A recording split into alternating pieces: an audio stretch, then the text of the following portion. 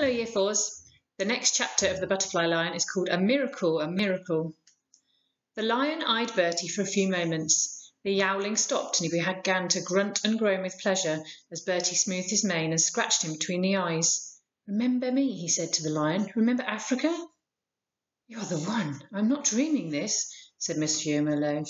"You're the boy in Africa, the one who tried to set him free." "I've grown a bit," said Bertie, "but it's me."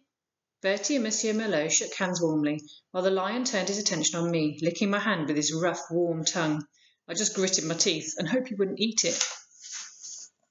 "I did all I could do," Monsieur Merlot said, shaking his head. "Look at him now, just skin and bones like me. All my animals, they are gone, except Le Prince Blanc. He is all I have left. I had to shoot my elephants. You know that? I had to. What else could I do? There was no food to feed them. I could not let them starve, could I?" Bertie sat down on the bed, put his arm around the lion's neck and buried his head in his mane. The lion rubbed up against him, but kept looking at me. I just kept my distance, I can tell you.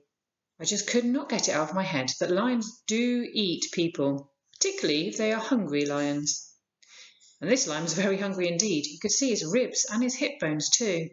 "Don't worry, monsieur," said Bertie. "I'll find you food. I'll find food enough for both of you, I promise." The driver of the ambulance waved down. Thought at first that he was just giving a nurse back to the village. He was, as you can imagine, a little more reluctant when he saw the old man and then Bertie, and still more when he saw a huge white lion. The driver swallowed a lot, said nothing all the way and just nodded when Bertie asked him to let us out in the village square.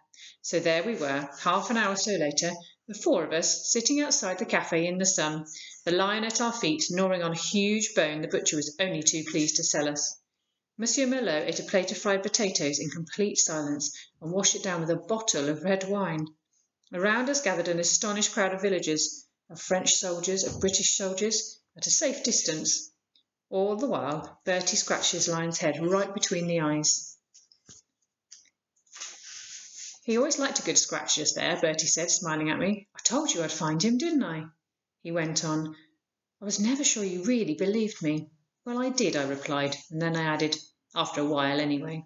It was the truth. I suppose that may explain why I took all that happened that morning so much in my stride. It was amazing, surreal almost, but it was no surprise. Prophecy came true, like a wish come true, and this was both. Can never be entirely surprised. As we sat there outside the cafe sipping our wine, the three of us decided what should be done about the White Prince. Monsieur Merlot kept crying and saying it was all a miracle, and then he would wipe his tears from his eyes again and drink down another glass of wine. He liked his wine. The whole plan was entirely Bertie's idea. To be honest, I didn't see how it could possibly be done. I should have known better. I should have known that once Bertie had set his heart on something, he would see it through. As we walked the lion down the village street, Bertie leaning on the lion, me pushing Monsieur Merlot in the wheelchair, the crowd parted in front of us and backed away.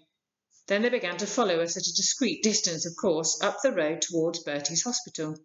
Someone must have gone on ahead to warn them, because we could now see a huddle of doctors and nurses gathered on the front steps, and there were people peering out of every window. As we came up to the hospital, an officer stepped forward. A colonel it was. Bertie saluted. "Sir," he began, "Monsieur Merlot here is a very old friend of mine, and he wanted a bed in the hospital. He's in need of rest, sir, and a lot of good food. Same goes for the lion. So I wondered, sir, if you'd mind if we used the walled garden behind the hospital. There's a shed in there where the lion could sleep. He'd be quite safe, and so would we. I know him. He doesn't eat people. Monsieur Merlot here has said if I can feed the lion and take care of him, that I can take him back to England with me." "The brass cheek of it," the colonel sputtered as he came down the steps. "Who the devil do you think you are anyway?" he said. And that was when he recognised Bertie.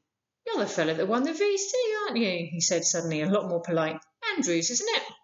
"Yes, sir. I want to take the lion back to England when I go. I've got somewhere in mind for him to live." And he turned to me. "Haven't we?" he said. "Yes," I said. It wasn't at all easy persuading the colonel to agree. He began to soften only when we told him that if we didn't look after the white lion, no one else would, and then he would be taken away and shot. A lion, the symbol of Britain, shot? Not at all good for morale, Bertie argued, and the colonel listened.